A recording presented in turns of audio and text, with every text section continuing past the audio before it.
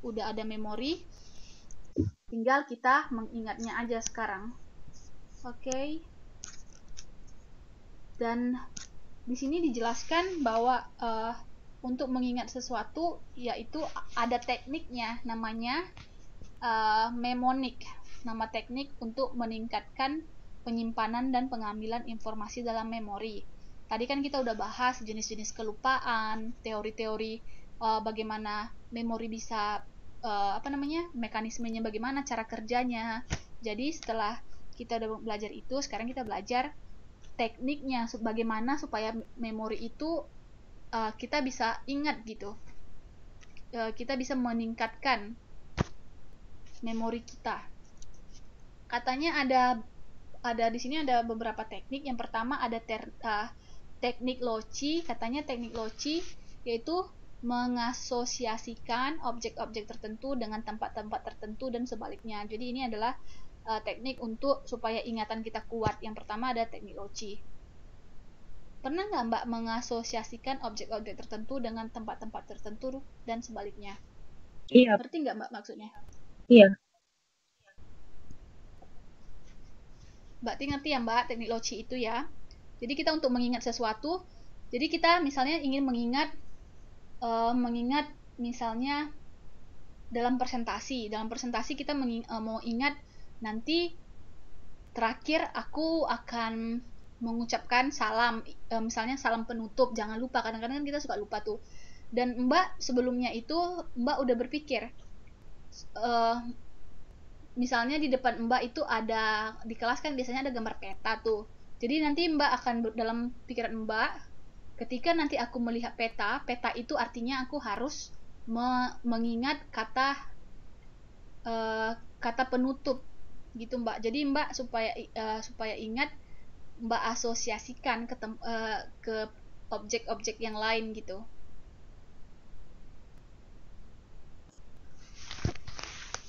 Lalu ada teknik kata kunci, yaitu mengaitkan secara verbal dan visual kata yang penghafalannya mirip dengan kata atau konsep yang perlu diingat. Contohnya dalam PPT. Misalnya dalam PPT ini sebenarnya yang kita bicarain kan dari tadi banyak banget tuh Mbak. Mhm. Tapi kita ada kata kuncinya. Cuman mungkin bikin satu kalimat aja gitu. Tapi dari satu kalimat itu kan kita bisa jabarin banyak hal gitu.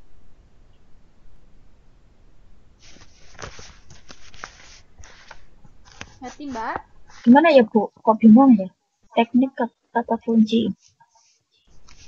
Ini kata kunci. Misalnya kan Mbak mau, misalnya hari ini Mbak mau memberikan pidato.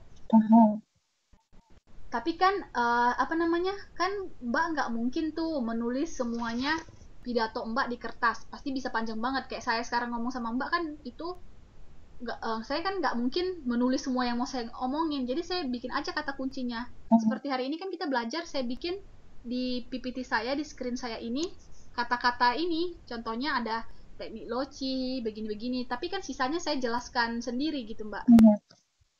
Tapi coba saya hapus kata kuncinya. Bisa jadi saya lupa apa ya tadi teknik loci ya. Teknik loci apa ya? Coba saya mau ngingat teknik loci. Tapi saya bikin itu kata kuncinya mengasosiasikan. Oh, baru saya langsung ingat. Oh, jadi teknik loci itu mengasosiasikan objek-objek tertentu yang supaya aku ingat gitu loh, Mbak. Jadi kita hanya memberikan kata kuncinya aja, nggak semuanya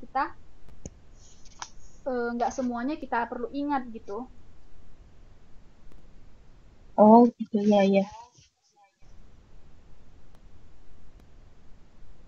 Mbak tahu nggak makna hiperbola?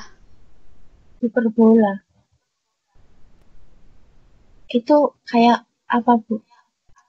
Kayak kalau hiperbola itu kayak eh, Iya, itu kebudi. itu dalam bahasa dia seperti melebih-lebihkan gitu loh. Iya, Apa kayak tuh? menyanjungnya itu lebih banget tinggi gitu. Iya. Jadi misalnya Mbak mau mengingat kata hiperbola. Terus Mbak juga bisa mengaitkan hiperbola itu dengan hiper. Mungkin Mbak ngingatnya kiper, kiper. Terus bola ya bola gitu. Jadi Mbak bisa ingat, oh hiperbola. Jadi diganti hiperbola. Pernah nggak gitu Mbak? Iya. Iya. Jadi itu salah satu tekniknya juga, teknik kata kunci. Jadi kita supaya mengingat sesuatu, kita ingat satu kata, bisa mengingatkan kata itu dengan kata yang lainnya. Mungkin mirip-mirip gitu kata-katanya. Kayak tadi hiper jadi kiper, yang gitu. Terus katanya ada teknik kata penghubung, mengaitkan atau mengasosiasikan satu kata dengan kata lain melalui sebuah aksi atau gambaran. Ini sebenarnya ini mirip-mirip sih dengan kata kunci. Cuman kalau kata kunci ini apa namanya? Dia kata-katanya mirip, jadi kita penghafalannya mirip, jadi kita langsung bisa ingat gitu. Kalau kata penghubung ini, kita itu menghubung-hubungkan aja gitu apa yang mau kita ingat dengan objek yang sering kita ingat. Misalnya kita mau ngingat di sini, kalau di sini contohnya sih kita mau mengingat nomor telepon tuh. Terus misalnya nomor teleponnya, Mbak ada pena nggak di situ? Iya. Coba catat nomornya 34 Ya. 0118. Ini nomor apa, Bu? Enggak, ini cuma contoh doang. Saya mau jelasin teknik menghubung ini. Ya. Jadi di dalam buku dijelaskan teknik menghubung ini supaya kita ingat, kita mengasosiasikannya dengan sebuah aksi atau gambaran. Jadi dalam buku misalnya supaya Mbak ingat dengan nomor tadi, misalnya Mbak menghubungkan angka 3 dengan bemo. Mbak tahu nggak bemo? Bemo. Bemo itu Ya. bukan mobil kecil itu. Iya. Bemo kan dia beroda 3. Jadi Mbak udah dapat bemo kan, Mbak mikirkan bemo. Terus bemo Mbak tulis 3. Oh, dia kan beroda 3. Terus apa namanya? Terus bemo ini dia mogok, dan dia mogok ditarik dengan mobil. Mobil itu kan beroda 4, jadi Mbak tulis 4. Terus dia mobil itu dibawa ke garasi. Garasi itu Mbak simbolkan dengan kosong. Terus di jalan sebelum membawa ke garasi, Mbak berpapasan dengan ambulan. Ambulan kan nomor teleponnya kan 119. Jadi caranya di sini sebenarnya contohnya ini menurut saya lucu banget yang di buku. Dalam artian itu disimbolkan kayaknya lebih susah mengingat cerita yang begitu kayaknya. Tapi dalam konsep ini caranya udah benar, maksudnya dia mengasosiasikan sesuatu itu dengan yang lain. Kalau dalam hal ini misalnya itu loh nomornya yang nomor telepon ambulan. Oh ya, nomor telepon ambulan kan 119. Kalau di sini emergency berapa nomornya, Mbak? 119 kayaknya. Sama.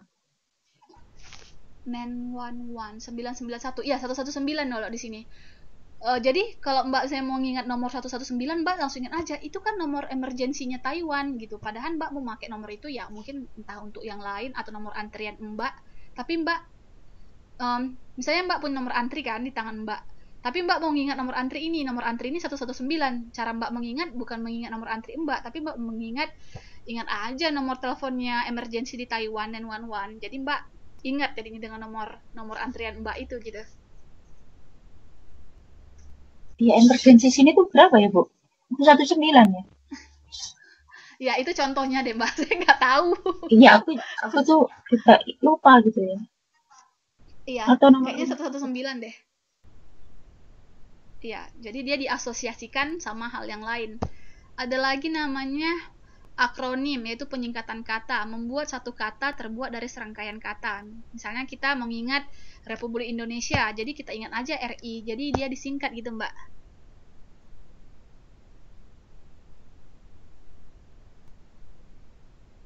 Mau nggak begini ya? Atau yang sering lagi ATM. ATM kan juga singkatan. Apalagi coba ya Mbak yang dari singkatan? Bank. PT. Iya. Jadi kita sering bank itu singkatan bukan, Bu? PT? Bank. Iya. Kalau bank? Bank I don't know. Kayaknya saya nggak tahu deh bank apa. Bank itu kayaknya bank tetap deh, Mbak. Oh iya, kayaknya nggak ada yang artinya ya.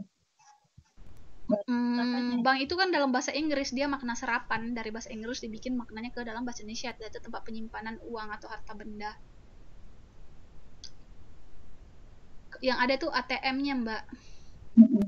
Oh iya, ATM. Ya, ya automatic teller machine. Jadi dia supaya mengingat sesuatu kita mungkin sering menyingkat-nyingkatnya, tapi menggunakan satu kata kayak RI jadi Republik Indonesia.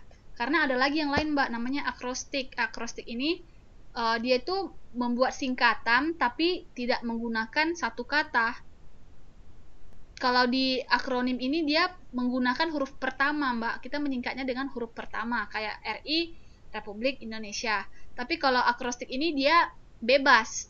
Seperti kalau mau ngingat warna pelangi kan merah, kuning, jingga, biru, ungu begitu kan, Mbak. Jadi sering kan disingkat menjadi Meiji Kubinio gitu.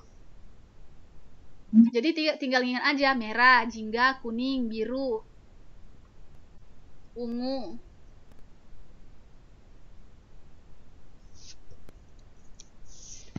Ini baru masuk berpikir. Berpikir ada di buku kan, Mbak? Ada di B itu, thinking. Iya, berpikir. Berpikir Di merupakan buku, persepsi Kenapa, Mbak? di buku yang jenis memori kok cuma dikit ya Bu penjelasannya. Halaman berapa, Mbak? Ini yang di buku ini, yang jenis-jenis memori ini kan dikit penjelasan, cuma memori jangka panjang dan pendek. Terus bentuk informasinya ada semantik dan episodik. Iya. Itu aja. Ya, dia memang kalau memori dia memang dibagi menjadi dua bagiannya, itu adalah memori jangka panjang dan memori jangka pendek berdasarkan waktu penggunaannya, Mbak. Secara umum juga memori juga memang dibagi jadi dua bagian, Mbak. Iya. Ya. Di habis itu kita belajar berpikir. Di sini menurutnya si Drowersky katanya berpikir merupakan persepsi kombinasi mental dalam penyajian internal tentang simbol, objek, dan konsep. Terus ada lagi berpikir adalah setiap perilaku yang menggunakan ide. Ada lagi fungsi berpikir adalah kegiatan untuk memahami realitas dalam rangka membuat keputusan, memecahkan persoalan, dan menghasilkan hal-hal yang baru.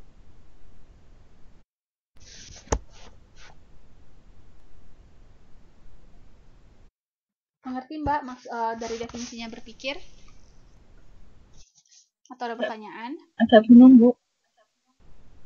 Nah, jadi berpikir itu sebuah persepsi kombinasi mental dan penyajian internal tentang simbol ataupun objek. Maksudnya itu adalah kita itu ketika kita berpikir itu adalah hasil dari kombinasi persepsi. Persepsi tahu kan, Mbak?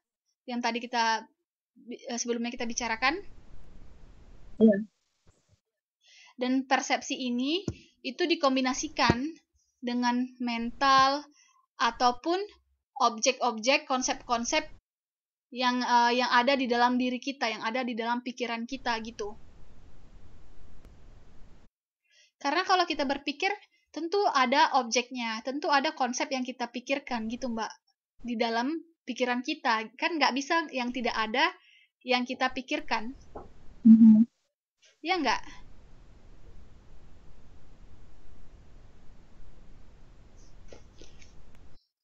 Atau mari kita baca deh, Mbak, 3.36. Yang berpikir deh, yang ada di buku Mbak, kayaknya beda deh.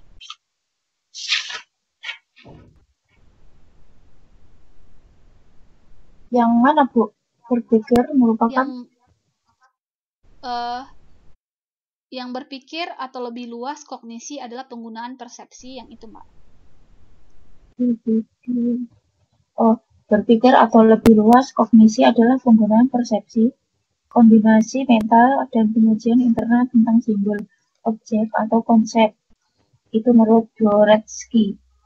Definisi lain menyebutkan berpikir ada setiap perilaku yang menggunakan ide. Ini menurut Wilgard. Oke, Mbak, lanjut. Untuk lebih memahami pengertian berpikir, kami ajak Anda untuk menyimak penjelasan berikut. Ketika kita membayangkan sesuatu yang berusaha memecahkan persoalan, kita disebut berpikir. Dalam berpikir, kita melibatkan semua proses yang kita sebut jiwa, sensasi, persepsi, dan memori. Berpikir merupakan proses representasional atau simbol.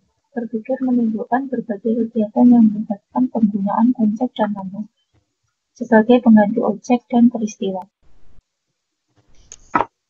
Terus fungsi berpikir diperlukan untuk memahami realitas dalam rangka pembuatan keputusan, memecahkan persoalan, dan menghasilkan yang baru. Oke Mbak, thank you Mbak. Dari yang dibaca, ada pertanyaan Mbak? Apa udah ngerti apa yang dimaksud dengan berpikir? Berarti untuk, ya Bu, yang untuk fungsi ini Bu, berpikir diperlukan untuk memahami realitas dalam rangka pembuatan keputusan. Itu kayak memori tadi lah Bu. Bukan deh. Memori itu adalah semua pengalaman yang yang kita terima dari persepsi, kan tersimpan tuh di memori kan Mbak. Terus ketika kita berpikir itu, kita itu menggunakan persepsi atau menggunakan pengetahuan yang telah tinggal di dalam memori kita itu, gitu Mbak. Jadi misalnya Mbak memikirkan tentang misalnya memikirkan tentang suatu masalah. Pastikan masalah yang Mbak pikirkan itu dia sudah berada di dalam pikiran kita gitu. Kita sudah mengetahui hal itu. Makanya kita bisa memikirkannya. Dan yang kita sudah ketahui itu, dia itu yang diolah di dalam pikiran kita, yang nantinya akan menciptakan sesuatu yang baru. Contohnya ketika kita ingin membuat keputusan, atau ketika kita ingin memecahkan persoalan, atau hal-hal yang lainnya lagi.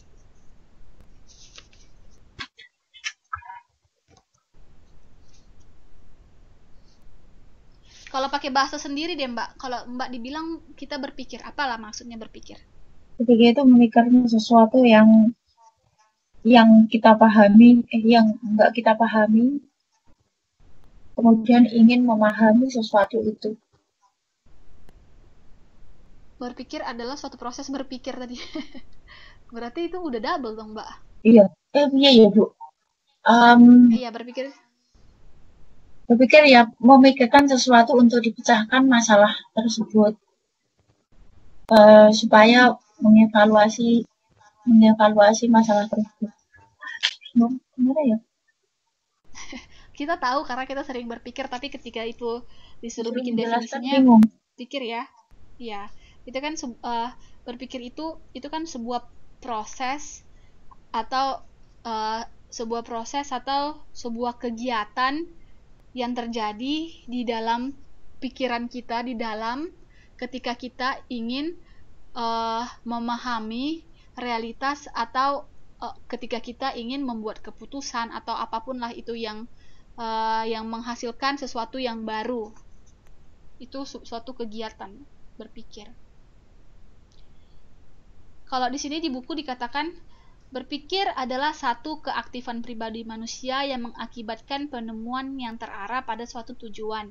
Kita berpikir untuk menemukan atau memahami sebuah pengertian yang kita inginkan. Kita kan memikirkan apa yang ingin kita pikirkan. Kalau kita nggak mau memikirkan, ya kita nggak memikirkan hal itu. Ngerti nggak maksudnya Mbak? Iya. Kalau saya tanya Mbak definisi barusan, Mbak memikirkan definisi itu kan, tapi ketika saya nggak suruh, ya Mbak nggak memikirkannya. Berarti itu untuk menjawab sesuatu yang ingin kita ketahui ataupun ingin kita pahami. Itu adalah proses berpikir. Jadi definisi berpikir tahu ya Mbak? Iya. Katanya ada 2 jenis berpikir. Yang pertama berpikir autistik, yaitu adalah kegiatan melamun, menghayal, berfantasi, melihat hidup sebagai gagasan fantastis. Ngerti nggak Mbak berpikiran autistik ya? Iya. Maksudnya melihat sebuah gambar fantastis itu adalah kita melihat gambar-gambaran yang tidak nyata begitu Mbak. Terus yang kedua, berpikir realistik atau reasoning, berpikir dalam rangka menyesuaikan dengan dunia nyata. 3 macam berpikir, bentuk berpikir realistis menurut si Rahmat pada tahun 2003 itu adalah yang pertama berpikir deduktif, yaitu mengambil hal-hal umum ke hal-hal khusus.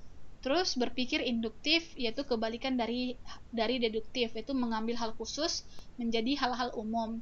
Lalu ada berpikir evaluatif, yaitu berpikir krisis, menilai buruknya ataupun tetap tidaknya suatu gagasan. Jadi yang pertama itu berpikir yaitu adalah menghayal-hayal, yang kedua itu berpikir menyesuaikan dengan dunia nyata. Itu maksudnya Mbak, ya kita sebagai manusia yang hidup di dalam dunia ini kan nyata tuh. Kita nyata nggak ini Mbak? Iya.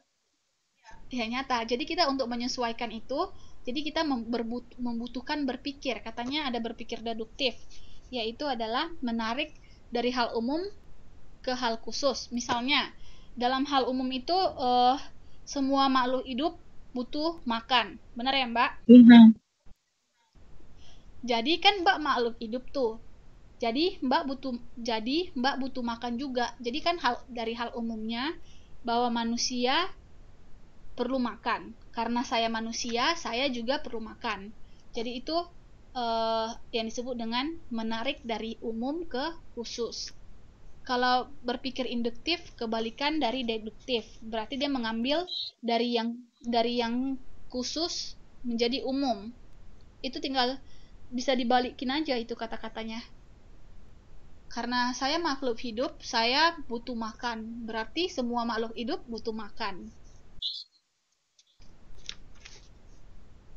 Itu deduktif. Bisa kasih... Kenapa, Mbak? Itu deduktif ya, Bu? Yang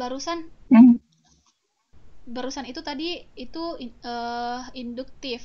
Induktif itu kebalikan dari oke.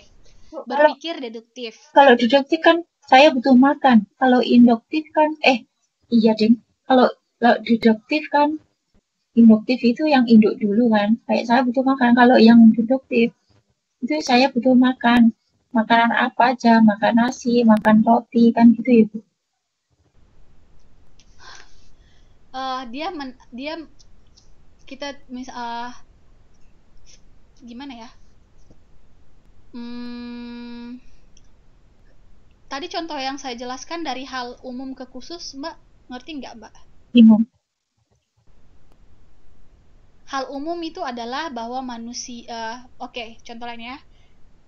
Hal umumnya adalah makhluk hidup itu makhluk yang bernafas. Itu kan secara umum. Terus Mbak bagaimana cara menarik itu menjadi khusus? Khusus itu artinya ya khusus. Dia hanya sedikit gitu apanya, tidak objeknya. Misalnya karena saya adalah makhluk hidup, saya juga berarti bernafas. Jadi tadi kita kan udah umum, yaitu adalah bahwa semua manusia bernafas. Jadi Mbak narik hal umum itu, menariknya ke diri Mbak sendiri gitu. Itu namanya hal khusus. Oh iya. Kalau induktif itu dari hal khusus ke hal umum, ya dibalikin aja. Contohnya saya bernafas, saya adalah makhluk hidup, berarti setiap makhluk hidup yang makhluk itu bernafas gitu. Paling contohnya sering berpikir untuk ini sih Mbak, refleksi diri. Misalnya kan saya misalnya manusia itu manusia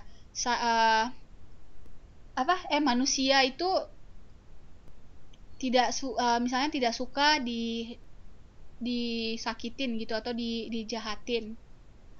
Karena Mbak merasa Mbak itu kan manusia, berarti Mbak juga nggak suka disakitin atau dijahatin. Atau saya nggak suka dijahatin, oleh sebab itu saya tidak boleh menjahati orang lain. Itu kan dari khusus diri Mbak. Terus Mbak aplikasikan ke umum, ke orang lain gitu Mbak maksudnya.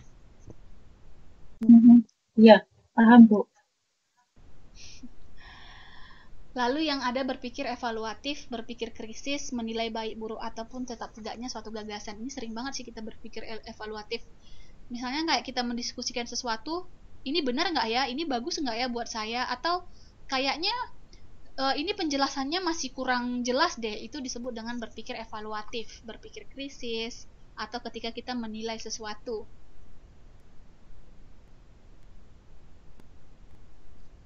Ngerti Mbak? Iya, Bu. Ya, nanti saya tanya lagi loh. Lalu Bentar, tadi Bu. tadi kan fungsi Yang ya. kritis ini loh ya.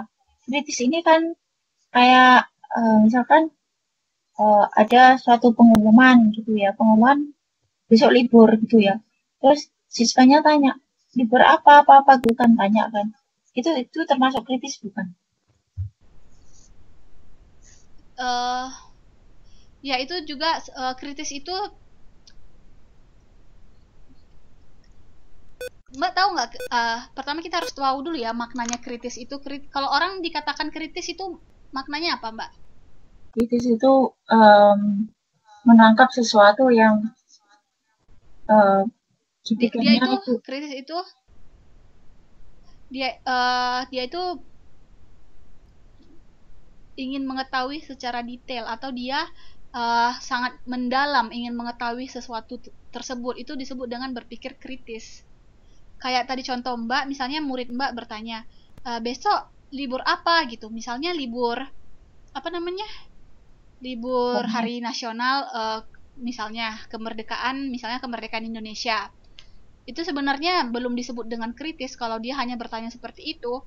Tapi kalau dia bertanya lagi, apa itu hari kemerdekaan Indonesia gitu kan? Atau dia tanya lagi, lalu nanti Mbak cerita, oh itu hari kemerdekaan Indonesia itu hari ketika pahlawan berhasil membuat negara kita menjadi merdeka dari penjajah-penjajahan. Nanti dia tanya lagi, oh penjajahan itu begini. Lalu ketika Mbak menjelaskan sesuatu, dia nggak ngerti atau dia merasa nggak setuju, itu disebut dengan berpikir kritis. Itu bukan sama dengan kepo bukan Ibu? Zaman modernnya. Bukan, kepo itu beda. Kalau kepo itu ya dia itu ingin tahu yang seharusnya tidak perlu dia ketahui. Itu kepo. Misalnya kamu kepo banget sih, kamu pengen tahu aja, padahal kan itu bukannya urusan kamu. Itu misalnya kalau kepo. Tapi kalau kritis itu dia itu dia tidak menerima sesuatu itu secara cuma-cuma gitu. Kayak saya barusan cerita sama Mbak, saya jelasin. Mbak nggak cuman iya gitu, tapi Mbak juga bilang, oh terus gini gimana, terus itu gimana. Itu disebut dengan berpikir kritis, Mbak. Oh, misalkan itu bukan banyak demo ya mahasiswa itu, kalau pemerintahan apa tuh memberi maklumat apa gitu kan, pasti mereka demo turun ke jalan, bakar-bakar ban. Itu namanya kritis atau urakan? Waduh, itu namanya barbar, Mbak. Kritis itu biasanya sih critical thinking itu dia lebih ke positif. Misalnya dalam artian dia ingin menambah pengetahuannya, atau dia butuh pengetahuan tambahan untuk menunjang pengetahuan yang dia sudah ketahui supaya lebih lengkap gitu, Mbak. Itu kan kadang ada yang bilang itu mahasiswa yang kritis gitu kan. Berarti salah persepsi itu baik ya. Masih itu tergantung, kalau dia itu tergantung konsep yang dia pikirkan, Mbak. Kalau dia itu berpikir, ya kan berpikir kan kegiatan berpikir mencari ide, tapi kalau dia sudah sampai bakar-bakar itu kan sudah bukan hanya berpikir lagi, tapi itu kan sudah bertindak. Iya. Dia bisa saja dia protes, ini kenapa begini, itu dia bisa dibilang dia kritis, tapi sampai di situ, karena kan kita membicarakan berpikir yang kritis. Tapi kalau sampai merusak sampai barbar begitu, menurut saya itu bukan berpikir kritis lagi, tapi bikin keadaan menjadi makin krisis itu. Tapi sebelum terjadinya pembakaran itu atau di jalan itu, Mbak, itu pastinya diduluani dengan berpikir yang kritis. Jadi hasil dari pikirannya itulah yang menjadinya dia bertindak seperti demikian. Karena kan berpikir dengan bertindak itu dua hal yang berbeda. Lanjut ya Mbak, membuat keputusan. Kan katanya tadi berpikir itu digunakan untuk memecahkan masalah, membuat keputusan, dan berpikir kreatif. Jadi hari ini kita ingin belajar membuat keputusan atau decision making. Katanya menurut Dermawan 2004, katanya definisi pengambilan keputusan ialah proses yang dipengaruhi oleh banyak kekuatan termasuk lingkungan organisasi dan pengetahuan, kecakapan, dan motivasi. Pengambilan keputusan merupakan ilmu dari seni pemilihan alternatif solusi atau tindakan dari sejumlah alternatif solusi dan tindakan yang berguna menyelesaikan masalah. Ini bahasa penggunaannya, aduh.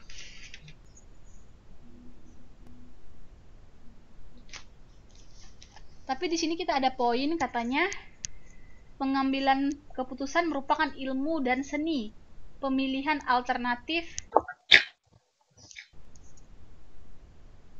dari solusi dan tindakan dari sejumlah alternatif solusi. Maksudnya itu ketika kita ingin membuat keputusan, pasti keputusan kita didasari oleh pilihan-pilihan. Iya nggak sih Mbak?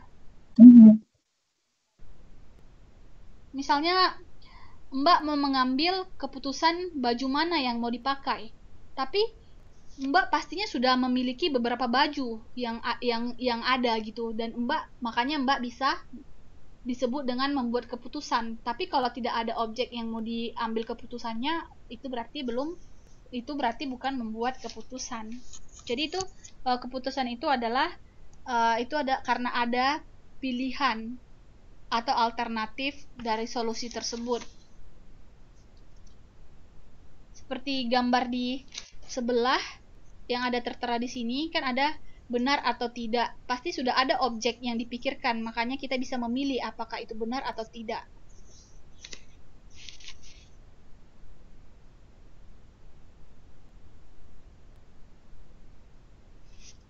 Di buku Mbak ada nggak tentang membuat keputusan? Ada. Ya, cuman di situ dia tidak membuat definisinya begitu. Iya, di sini langsung ke itunya, Bu, penjelasannya.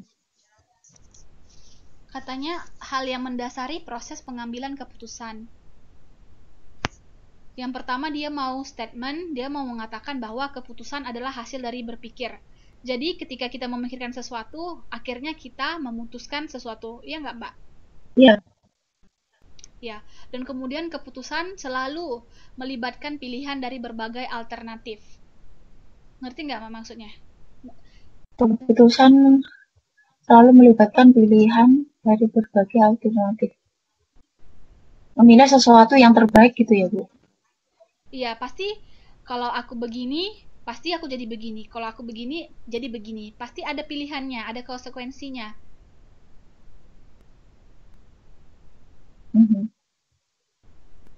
Seperti memilih baju tadi.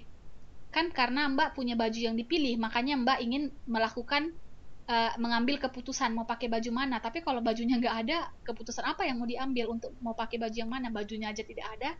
Jadi ada pilihan, ada alternatif pilihannya. Mau ini atau ini, mau yang A atau yang B. Lalu Mbak mengambil keputusan itu gitu.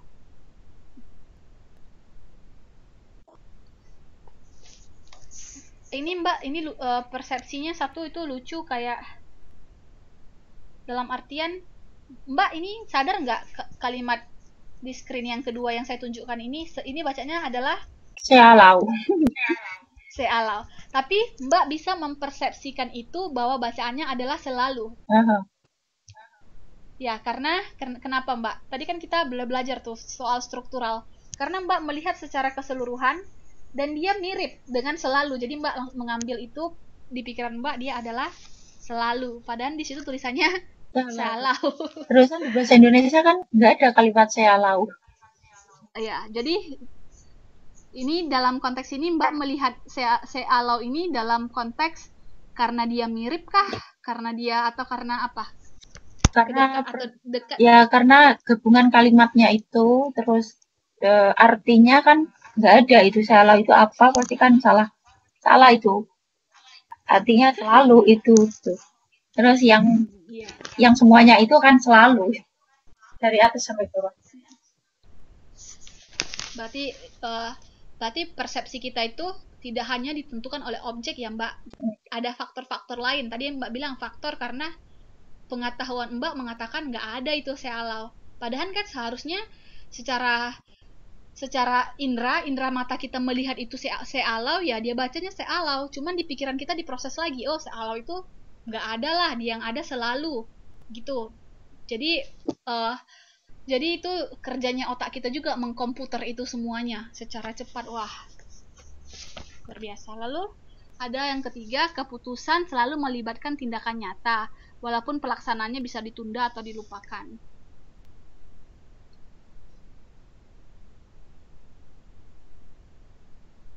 Misalkan Ngerti kita nggak mau Mbak? ngerjain PR gitu ya, Bu. Ah, nanti dulu sampai kelupaan gitu ya.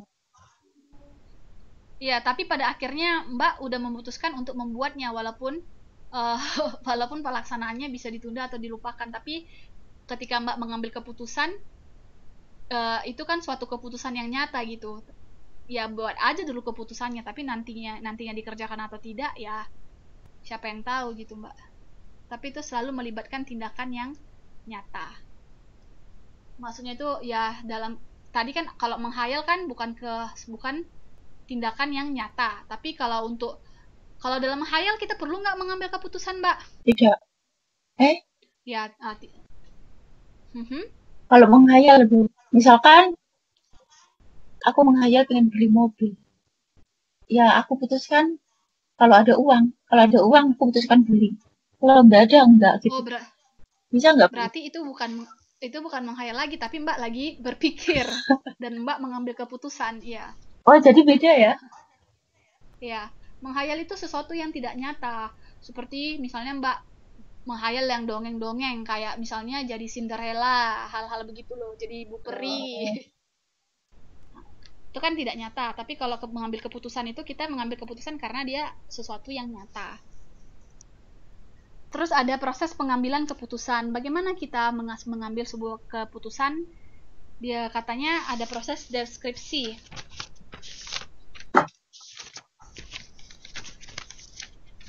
Saya jelasin aja deh biar cepat. Pertama, ketika sebelum kita mengambil keputusan, kita harus mendeskripsikan dulu objeknya.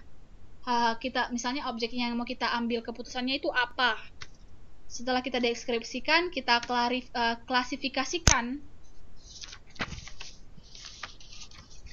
Setelah itu baru kita evaluasi. Oh, misalnya Mbak, oke. Mbak misalnya mau ada sebuah masalah, misalnya masalah pribadi. Terus Mbak deskripsikan masalahnya ini dulu gitu. Habis Mbak, misalnya masalahnya adalah, jangan masalah pribadi deh, masalah di kampus aja deh. Misalnya saya tesisnya belum selesai. Dan kalau saya misalnya tidak selesaikan, mungkin saya bisa dikeluarkan dari kampus. Itu misalnya masalahnya. Jadi pertama Mbak tulis dulu masalahnya. Masalahnya adalah ini, tesis belum selesai. Terus Mbak klasifikasikan masalah ini termaksud gimana gitu. Apakah dia tergolong masalah yang berat, masalah tidak berat? Apakah atau mau lihat dari contohnya deh. Tapi sampai di situ bisa dilanjutkan lagi. Setelah Mbak mengklasifikasikan masalah ini, terus Mbak mau mengambil sebuah keputusan. Misalnya Mbak keputusannya adalah mau tambah lagi lah 1 semester lagi, mungkin dengan cara bicara dengan misalnya dengan rektornya gitu kan Mbak. Terus habis itu Mbak evaluasi apakah dengan cara berpikir kayak ini benar nggak ya yang saya lakukan ini gitu, ini adalah keputusan yang tepat atau tidak. Tapi setelah Mbak evaluasi, akhirnya Mbak menemukan suatu keputusan, yaitu adalah ini adalah hal yang tepat untuk dilakukan. Lalu setelah itu baru Mbak bertindak.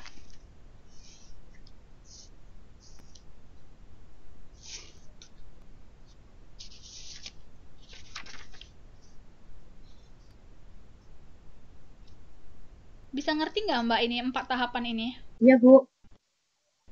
dideskripsikan dulu, terus diklasifikasi, dievaluasi, terus ditindakkan. Sebenarnya memang kita sering sih melakukan ini sebelum mengambil keputusan. Deskripsi di sini ya kita tahu masalahnya ini. Terus habis itu kita pikirkan, oh ini kalau begini begini begini. Habis itu kita akhirnya mengambil keputusan itu. Tapi sebelum kita udah mendapat suatu keputusan, tapi keputusan itu belum final. Jadi kita pikirkan lagi. Tapi kalau ini begini nanti hasilnya begini tidak baik, atau mungkin yang ini yang baik. Akhirnya setelah kita udah evaluasi baik buruknya baru kita lakukan. Ya kurang lebih begitulah proses dari pengambilan keputusan. Tapi ada lagi yang terakhir, katanya setelah kita melakukan itu biasanya kita akan dapat feedback. Feedback itu umpan balik. Oh ternyata keputusan yang aku ambil bagus. Wah ternyata keputusan yang aku ambil salah. Begitu Mbak. Terus ada proses pembuatan keputusan tergantung pada faktor-faktor personal atau individual. Contohnya katanya faktor kognisi, yaitu adalah pengetahuan yang kita miliki. Coba dibaca Mbak 3.4 faktor kognisi. Menurut Rahmat, dari ketiga proses pembuatan keputusan sangat tergantung pada faktor-faktor personal atau individual, termasuk faktor tersebut kognisi, motif, dan sikap. Kognisi adalah pengetahuan yang dimiliki. Contohnya, jika Anda tahu bahwa nikotin berbahaya bagi kesehatan, Anda memutuskan untuk mengurangi rokok. Motif, jika Anda bermaksud memperoleh pengalaman kerja sebanyak-banyaknya, Anda memutuskan untuk menerima tawaran kerja yang bagi Anda akan memberi pengalaman yang Anda cari walaupun gajinya kecil. Sikap, contohnya, jika Anda tidak menyukai orang yang tidak jujur, Anda memutuskan untuk menjauhi seorang teman yang Anda nilai memiliki sifat hipokrit. Hipokrit itu atau apa, Bu? Kenapa? Hipokrit itu apa? Hipokrit itu artinya dia munafik. Munafik. Hipokrit itu artinya munafik, Mbak. Tidak jujur ya. Hipokrit itu kalimat serapan dari bahasa Inggris hypocrite. Hypocrite itu artinya munafik gitu. Beda yang beda yang dikatakan dengan kita dengan yang di belakangnya begitu. Oh. Kan tidak jujur bisa jadi salah satunya itu sifat yang munafik. Jadi katanya ketika kita mengambil keputusan itu dipengaruhi oleh tiga faktor. Yang pertama kognisi, pengetahuan yang kita miliki. Misalnya kayak kita kemarin itu, tapi ini udah lama banget, nggak tahu Mbak masih ingat, katanya orang yang sekolahnya lebih tinggi umurnya lebih panjang, kan pernah kita belajarin hal itu. Benar atau enggak yang itu? Jadi misalnya dalam kognisi ini karena dia memiliki pengetahuan, jadi dia memutuskan untuk hidup sehat. Itu salah satu pengambilan keputusan berdasarkan pengetahuan yang dia miliki. Kalau di sini sebenarnya udah jelas banget sih, karena dia memiliki pengetahuan mengenai nikotin itu tidak sehat, jadi dia tidak merokok. Tapi kalau dia tidak memiliki pengetahuan, mungkin saja ya dia memutuskan keputusannya itu ya diambil ya merokok gitu. Jadi itu tergantung ada atau tidaknya pengetahuan kita tentang sesuatu itu mempengaruhi faktor pengambilan keputusan. Dalam motif yaitu yang kita miliki sebelum memutuskan sesuatu. Kalau di sini contohnya jika Anda bermaksud memperoleh pengalaman kerja sebanyak-banyaknya, Anda memutuskan untuk menerima tawaran kerja yang bagi Anda akan memberi pengalaman yang Anda cari walaupun gajinya kecil. Nah, contohnya itu motif apa? Motifnya Mbak ingin mendapatkan kerja misalnya yang bagus.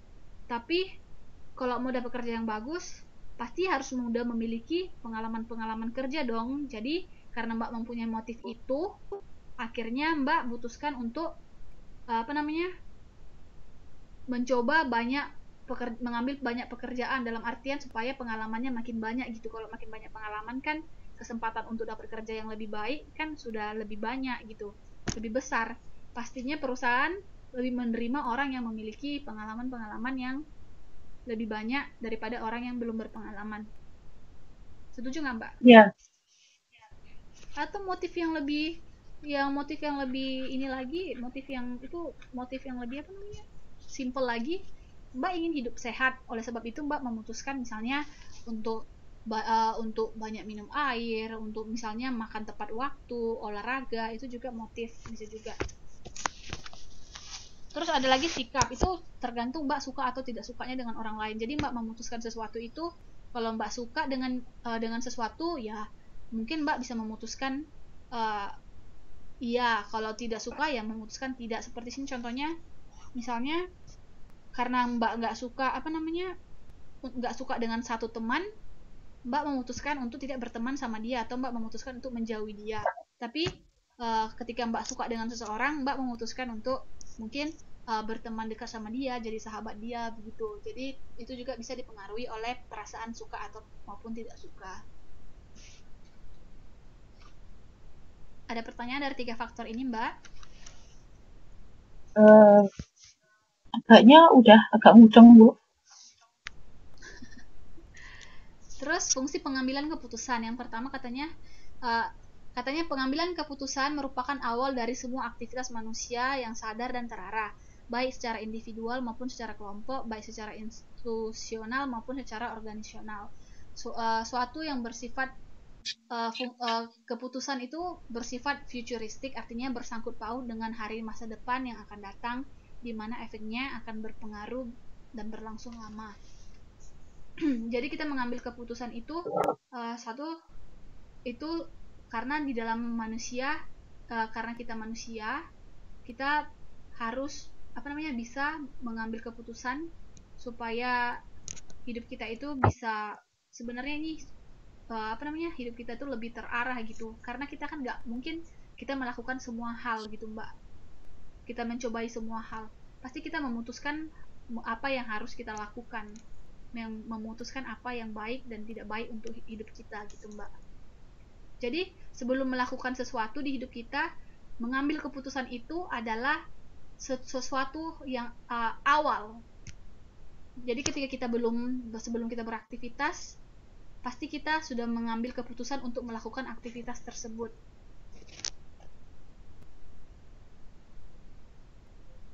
Dan katanya ini juga suatu yang bersifat futuristik, artinya maksudnya bersangkut paut dengan masa depan yang akan datang. Dan efeknya, pengaruhnya berlangsung lama.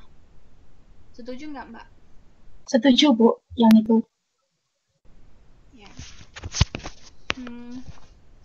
Kalau kita ngambil keputusan tapi nggak ada fungsinya untuk hidup kita, biasanya kita ya buat apa mengambil keputusan tersebut gitu. Biasanya kita ngambil keputusan karena itu ada gunanya, fungsinya untuk kita di masa depan. Terus ada yang kedua, ada pemecahan masalah. Menurut Polya, katanya pemecahan masalah itu mencari jalan keluar dalam suatu kesulitan, suatu cara keluar dari rintangan, mencapai suatu tujuan yang tidak seketika dapat dimengerti. Pemecahan masalah juga merupakan aktivitas berpikir yang diarahkan untuk menemukan jawaban atas permasalahan yang meliputi pembentukan respon dan seleksi atau berbagai kemungkinan respon.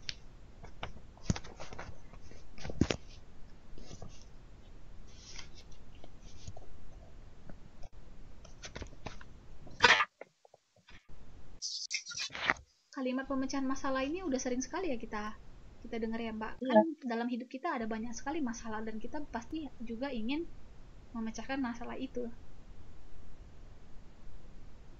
Jadi pemecahan singkatnya, pemecahan masalah itu adalah aktivitas berpikir untuk menemukan jawaban atas permasalahan-permasalahan yang kita alami.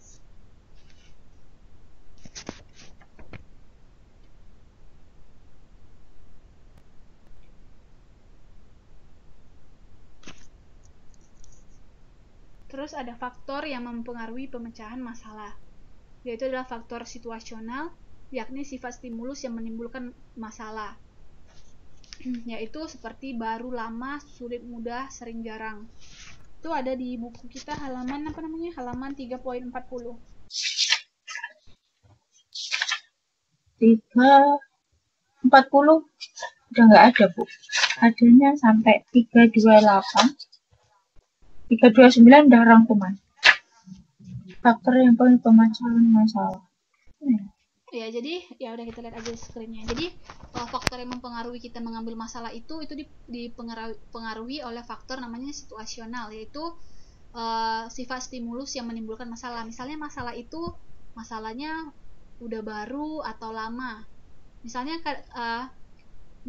Mbak pernah nggak merasakan kalau ketika ada masalah baru dan masalah lama, Mbak memecahkan masalahnya itu dengan cara yang berbeda-beda gitu. Misalnya masalah baru, ketika ada masalah itu terjadi, mungkin karena baru pertama kali terjadi, rasanya kayak mungkin sakit, sedih, atau mungkin jadi kita memecahkan masalah ini dengan sangat serius gitu, dengan berpikir penuh gitu, bagaimana ya cara memecahkan masalah ini ya.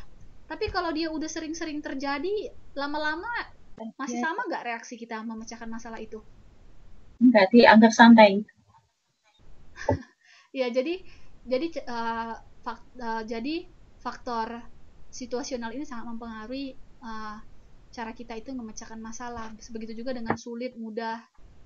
Justru tentu kalau misalnya sulit, kalau dia sulit, bagaimana cara memecahkan masalahnya. Kalau mudah, bagaimana memecahkan masalahnya, pasti itu sangat berbeda. Terus juga dengan sering, jarangnya, tadi itu mirip dengan seperti baru dan lama. Kalau baru ini mungkin dia lebih kayak dia apakah ini sudah lama terjadi, apakah sudah baru, kayak seperti yang tadi itu, apakah sebelumnya udah pernah terjadi, atau udah. Jadi ketika hal itu terjadi, pasti pengambilan keputusannya itu berbeda dengan ketika dia sudah lama terjadi. Terus ada dengan sering jarang. Ini sebenarnya sering jarang ini dengan seperti baru lama ini sebenarnya ini agak-agak mirip-mirip sih.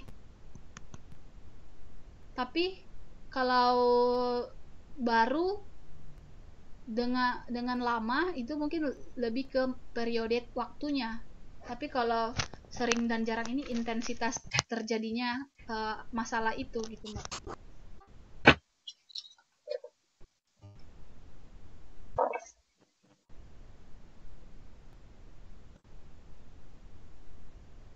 Lalu ada lagi faktor personal, yakni faktor biologis dan psikologis, misalnya motivasi, sikap, kebiasaan, dan emosi. Maksudnya itu ketika kita memecahkan masalah itu juga didasari oleh motivasi kita, kenapa kita melakukan itu, apa motivasinya gitu, mengambil keputusan itu, atau kenapa kita cara kita memecahkan masalahnya karena kita memiliki motivasi yang seperti ini. Lalu ada karena sikap kita, kebiasaan, dan emosi. Paling sering sih itu itu emosi sih paling sering, tergantung perasaan kita. Makanya kadang-kadang kita memecahkan emosi, misalnya contohnya Mbak lagi marah, terus Mbak mengambil suatu keputusan, itu masuk ke faktor situasional atau biologis? Faktor biologis. Kalau emosi itu kan biologis.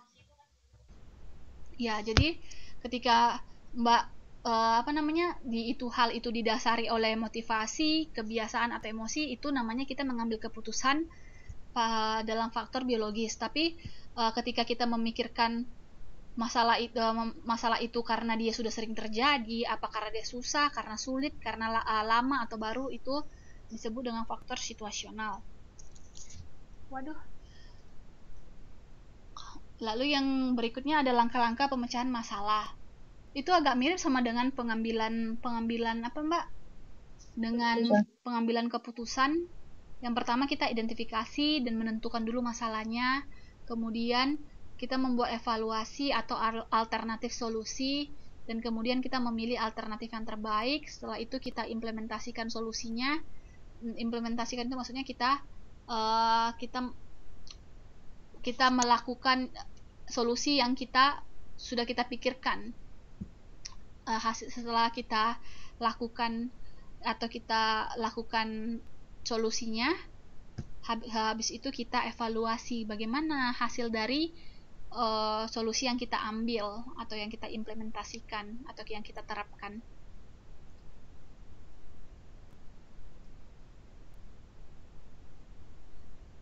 Sering nggak kita ketika kita memiliki masalah, pertama kita identifikasi dulu masalahnya, habis itu kita evaluasi, habis itu kita pilih ini yang terbaik atau tidak, atau habis itu baru kita terapkan, atau kita ketika kita mengambil masalah kita tanpa berpikir atau langsung ngambil aja gitu. Iya, kita sering kayak gitu, Bu. Iya, jadi di sini dalam hal ini adalah memecahkan masalah dalam hal positif maksudnya ya Mbak. Jadi ketika kita ada masalah, ada baiknya kita identifikasi dulu masalah kita apa. Habis itu kita buat alternatif solusinya. Kalau begini bagaimana, kalau begitu bagaimana. Setelah itu baru kita pilih yang terbaik, baru kita terapkan. Harus melewati step ini dulu. Karena biasanya kalau tidak melewati step begini, biasanya keputusan pemecahan masalah yang kita ambil itu biasanya kurang maksimal, kurang baik gitu Mbak. Habis itu ada yang terakhir, yaitu adalah berpikir kreatif. Jadi fungsi tadi yang pertama, fungsi dari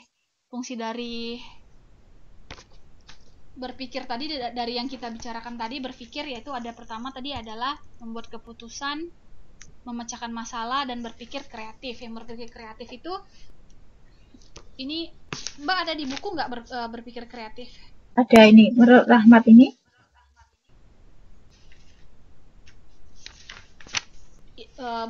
Boleh deh, ini yang menurut Rahmat. Berpikir. Oh, ada ya? Yang pertama orientasi, preparasi itu, Bu. Berpikir kreatif harus memenuhi 3 syarat katanya. Oh, ini yang menurut Rahmat 2003 ya. Kemampuan kognitif, terus sikap yang terbuka, sikap yang bebas, otonom dan percaya diri. Terus ada satu lagi, faktor umum yang menandai. Oh, yang tadi menandai, Bu. Terus para psikolog menyebut ada 5 tahap berpikir kreatif. Oke. Yang pertama, mirip sama ini. Ya udah nggak apa-apa Mbak, ini aja. Sebelumnya kita belajar dulu apakah itu yang disebut dengan kreatif. Kreatif itu berasal dari bahasa Inggris, artinya to create, dan to create ini adalah hasil dari singkatan. Dan singkatannya itu ada menggabungkan, membalikkan, menghilangkan, memperinci. Tapi kalau secara singkatnya katanya kreatif adalah kemampuan seseorang untuk melahirkan sesuatu yang baru, baik berupa gagasan maupun karya nyata, baik dalam bentuk karya baru maupun kombinasi dengan hal-hal yang sudah ada, yang belum pernah ada sebelumnya, dengan menekankan kemampuan yaitu yang berkaitan dengan kemampuan untuk mengkombinasikan, memecahkan, atau menjawab masalah. Sebenarnya kreatif ini disebut adalah menambah nilai dari sesuatu. Contohnya misalnya Mbak punya misalnya Mbak punya gelasnya itu polos. Terus habis itu Mbak kalau gelas polos aja mungkin itu dijual seharga 10.000. Tapi Mbak coba cat, Mbak coba lukis-lukis gelasnya menjadi cantik, itu bisa dijual lebih mahal. Tapi proses Mbak melakukan itu disebut dengan proses kreatif, yaitu Mbak menambah nilai dari suatu barang tersebut.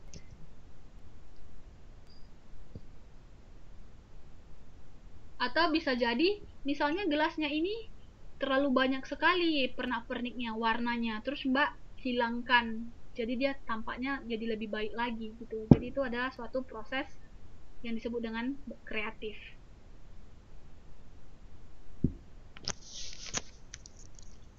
Katanya dalam kreatif ada yang disebut dengan convergent dan divergent.